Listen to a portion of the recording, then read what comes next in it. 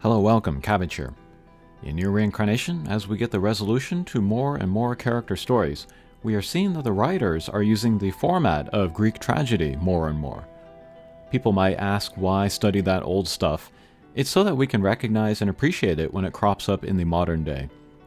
I've seen some disappointment on Akiha's resolution that came out earlier this week, and it's because they are judging the story by modern narrative standards, which has different goals.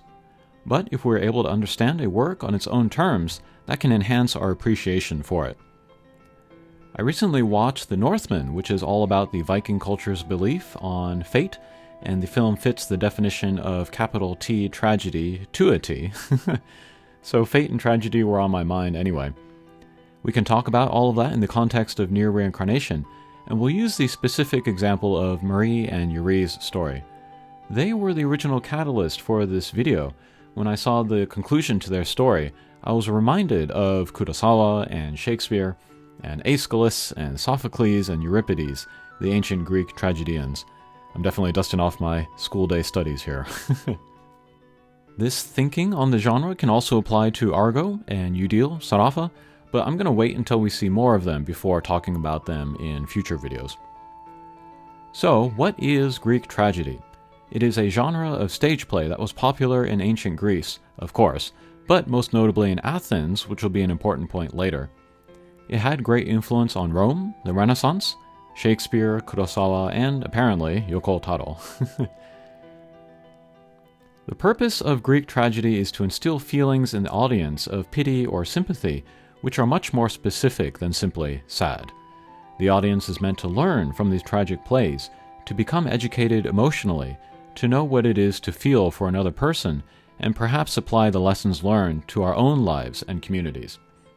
A tragedy can devastate us, but it can also set us up to build anew, spur us to action. Alright, we know the goal of tragedy. How does a tragedy get to that goal? How does it work? Greek tragedy is pretty formulaic. It's no great feat to guess what is going to happen, but it's like what Alfred Hitchcock said about suspense. By heavily hinting to the audience the outcome ahead of time, you can sustain tension and drama throughout. You can build interest in the how rather than the what. If you rely too much on the what, the affecting part is really just the climax, the reveal, and that is over very quickly. Here let's turn to Marie and Yurie and talk about how their story fits the Greek tragedy genre. First of all, they are rulers, which is a very common character type in the genre. Back in ancient times, storytelling, mythology really, usually centered on the exploits of great figures like gods, demigods, and demons, and Greek tragedy often focused on rulers like kings and emperors. Interestingly, Athens, where these ruler-centric narratives were popular, it was a democratic state. Tyrants like Oedipus, Xerxes, and Agamemnon should not have been admirable figures, and yet they are the subjects of their tragic plays. And us, as members of, I am assuming, democratic governments, we should not be cheering on Marie and Yurie as they are ruling their country as authoritarian autocrats. But by focusing particularly on rulers, the point that fate is blind and cannot be escaped is driven home all the more. Someone's power, wealth, or station will not give any exceptions. And looking ahead, as it were, to Shakespeare, we see him going to King Lear, Hamlet, Prince of Denmark, and Macbeth, King of Scotland. The second thing that makes Marie and Yurie fit the Greek tragedy genre is that they are sisters, family being another common trope in Greek tragedy. In Aeschylus's Seven Against Thebes, the two protagonists are brothers, the sons of King Oedipus.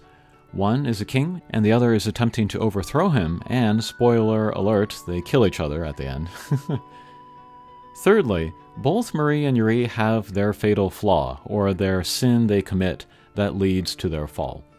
I might talk about fatal flaws and sins in a future video, because pretty much all of the Nier Reincarnation characters have theirs, which contributes to their dooms, except maybe Noelle. She's an interesting special case.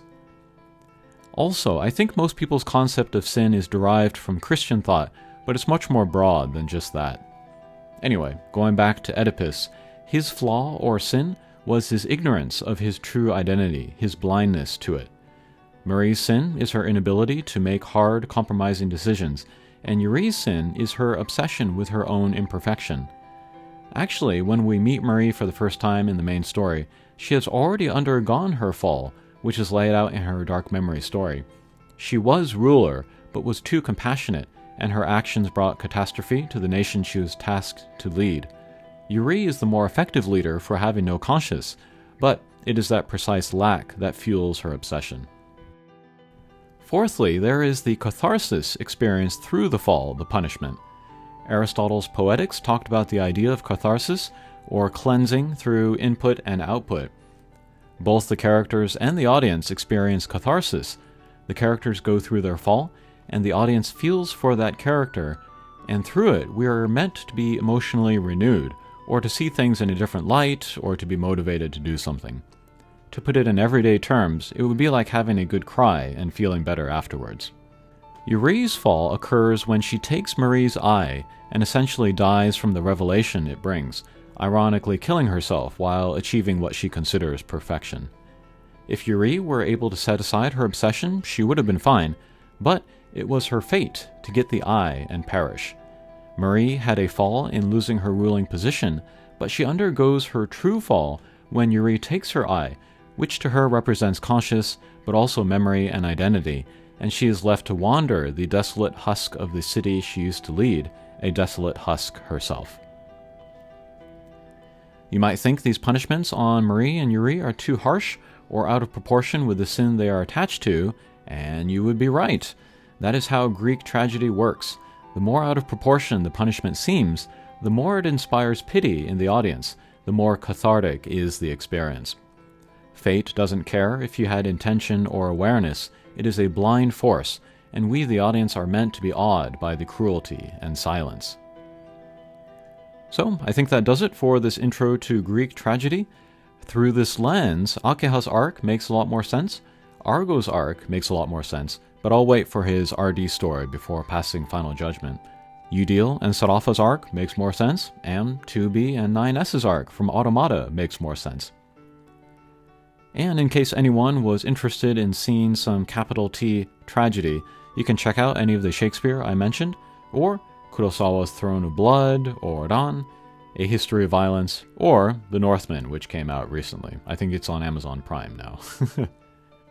Okay, that'll do it for this video. Thanks for watching, and we'll see you again. Take care.